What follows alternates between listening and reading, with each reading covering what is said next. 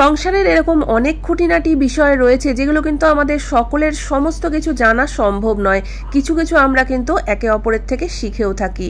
তো যদি আমরা কিছু টিপস অ্যান্ড ট্রিক্স ফলো করি তাহলে কিন্তু আমাদের কাজটা অনেকটাই সহজ হয়ে যাবে। আর এই গরমের মধ্যে কিন্তু আমরা আমাদের কাজটা সময়ের মধ্যে সেরেও ফেলতে পারবো। তো নমস্কার বন্ধুরা, মৌস প্যাশনে তোমাদের সকলকে স্বাগত জানাই। তো চলো দেখে নেওয়া যাক আজকের প্রথম টিপস। বন্ধুরা, বাসন মাজা কিন্তু প্রত্যেক দিনেরই একটা মস্ত বড় কাজ। আর বাসন মেজে ধুয়ে আমরা জল ঝরার জন্য রেখে দিই একটা বাস্কেটের মধ্যে।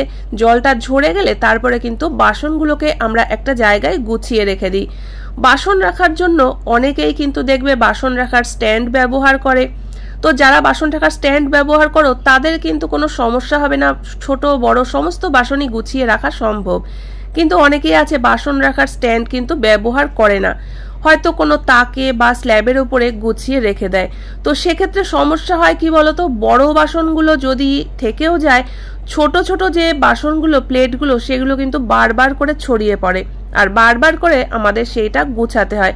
তারপরেও দেখা যায় যে ছোট বাসনগুলো কিন্তু কিছুতেই সোজাভাবে থাকে না। তো বন্ধুরা, এই কোনো রকম বাসন রাখার স্ট্যান্ড ব্যবহার না করে কিন্তু আমরা সুন্দরভাবে বাসনগুলোকে গুছিয়ে রাখতে পারি।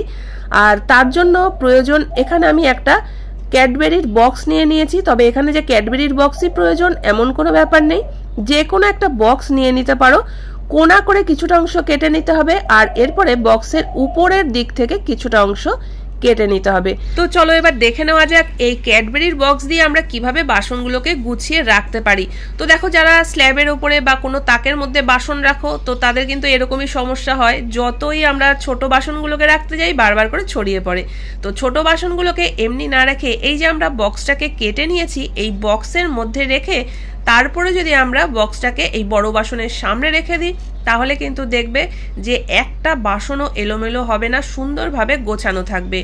তো এরকম যদি কয়েকটা বক্স আমরা কেটে নিতে পারি তাহলে কিন্তু শুধু যে এই ছোট প্লেটগুলোকে রাখতে পারবো তা কিন্তু নয়। আমাদের অনেকের কাছেই কিন্তু দুটো তিনটে চপিং বোর্ড থাকে, আর চপিং বোর্ডগুলোকে নিয়েও কিন্তু একই সমস্যা, বারবার করে এলোমেলো হয়ে যায়। তো এরকম যদি দুটো তিনটে আমরা বক্স কেটে নিতে পারি তাহলে কিন্তু একটার মধ্যে প্লেট, একটার মধ্যে চপিং বোর্ড, এইভাবে গুছিয়ে রাখতে পারি আমরা বাসনগুলো। আশা করি টিপসটা কাজে লাগবে। চলে যাচ্ছি পরবর্তী টিপসে। দিনে অন্তত দুবার চা খাওয়ার অভ্যেস কিন্তু আমাদের প্রায় সকলেরই রয়েছে। আর চা খাওয়ার পরে চায়ের যে পাতাগুলো সেগুলো তো আমরা ফেলেই দিয়ে থাকি। তো বন্ধুরা, এই যে ফেলে দেওয়া জিনিস, এই ফেলে দেওয়ার জিনিসটাই যদি আমরা একটু বুদ্ধি করে কাজে লাগাতে পারি তাহলে কিন্তু আমাদের অনেকগুলো টাকা বেঁচে যায়। আমরা অনেকেই কিন্তু জানি যে এই ফেলে দেওয়া চা পাতা গাছের গোড়ায় দিলে গাছের সার হিসাবে কাজে লাগে। তো আজকে একটা অন্যভাবে এই চা পাতার ব্যবহার তোমাদেরকে দেখাচ্ছি। এতে করে কিন্তু অনেক টাকাই আমাদের বেঁচে যাবে। তো তার জন্য যে কাজটা করতে হবে, প্রথমেই দেখো আমরা কিন্তু যখন চা করি অনেকেই চায়ের মধ্যে আদা বা এলাচ দিয়ে থাকি, সেগুলোকে কিন্তু তুলে ফেলে দিতে হবে।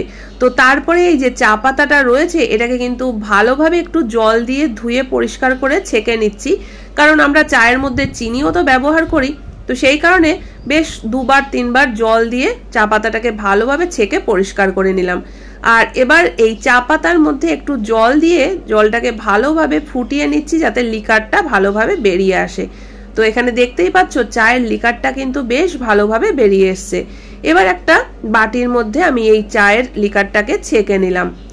তো এবার বন্ধুরা দেখো, এই যে ফেলে দেওয়া চা পাতা থেকে আমরা লিকারটাকে বের করে নিয়েছি, এটা কিভাবে কাজে লাগানো যায়। আমরা যেসব সোনার গয়নাগুলো প্রত্যেকদিন ঘরে ব্যবহার করে থাকি, যেমন চুড়ি, আংটি, চেন বা কানের, এগুলো কিন্তু রোজ ব্যবহার করতে করতে সোনার যে একটা ঝকঝকের রং সেটা কিন্তু নষ্ট হয়ে যায়, এর শাইনটা কিন্তু একদমই থাকে না, পুরনো পুরনো হয়ে যায়, দেখতে একদমই ভালো লাগে না। আর তখন আমরা কি করি, এগুলো কিন্তু সোনার দোকানে নিয়ে গিয়ে অনেকগুলো টাকা খরচা করে পালিশ করিয়ে আনি।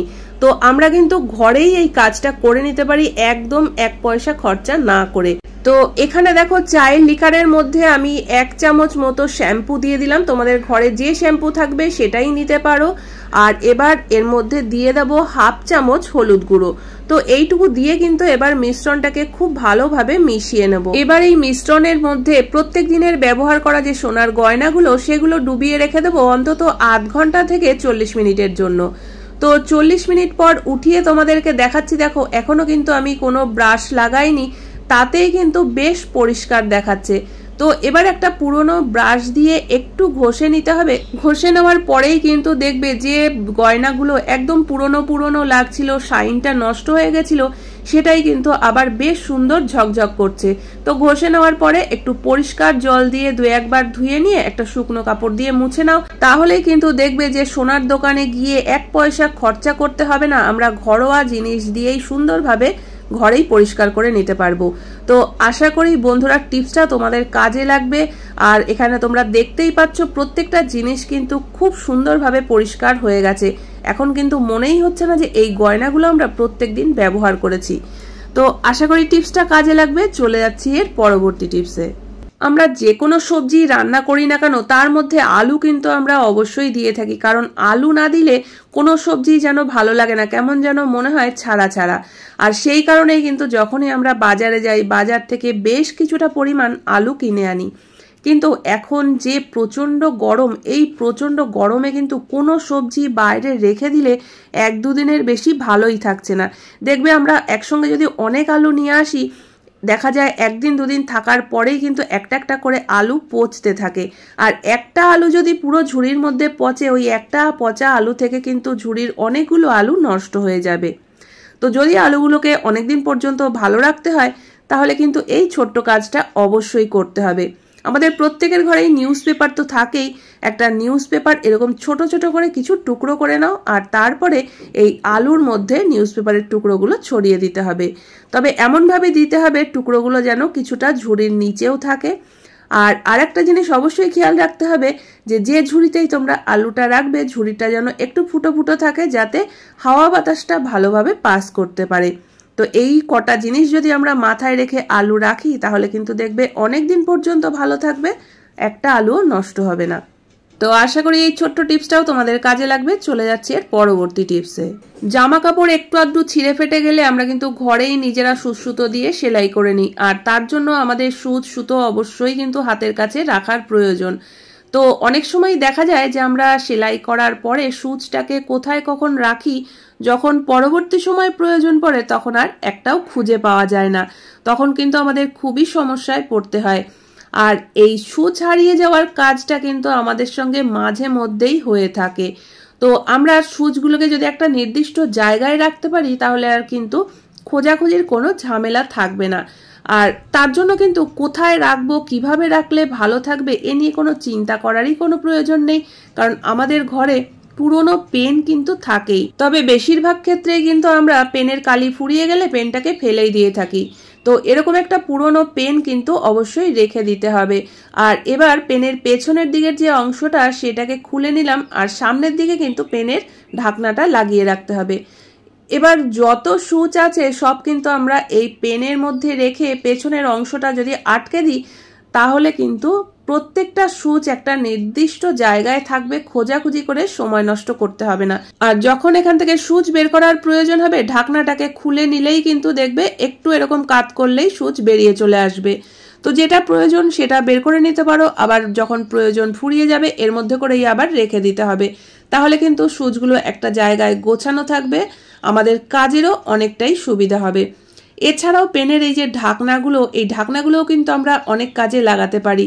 যখন আমরা কোনো কিছু লেখালেখি করি বা বই পড়ছি, তখন অনেক সময় দেখা যায় যে কোন পেজটায় আমরা ছিলাম সেটা কিন্তু হারিয়ে যায়। তো যদি আমরা পেনের ঢাকনাটা দিয়ে সেই পেজটাকে এইভাবে আটকে রাখি, তাহলে আর কিন্তু হারিয়ে যাওয়ার কোনো সম্ভাবনা থাকবে না।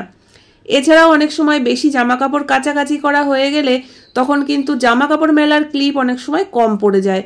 তো সেক্ষেত্রেও কিন্তু আমরা পেনের এই ঢাকনাটাকে ব্যবহার করতে পারি। তো বন্ধুরা, আজকের মতো এইটুকুই। দেখা হচ্ছে আবার নতুন ভিডিওতে। পুরো ভিডিও দেখার জন্য সকলকে অসংখ্য ধন্যবাদ।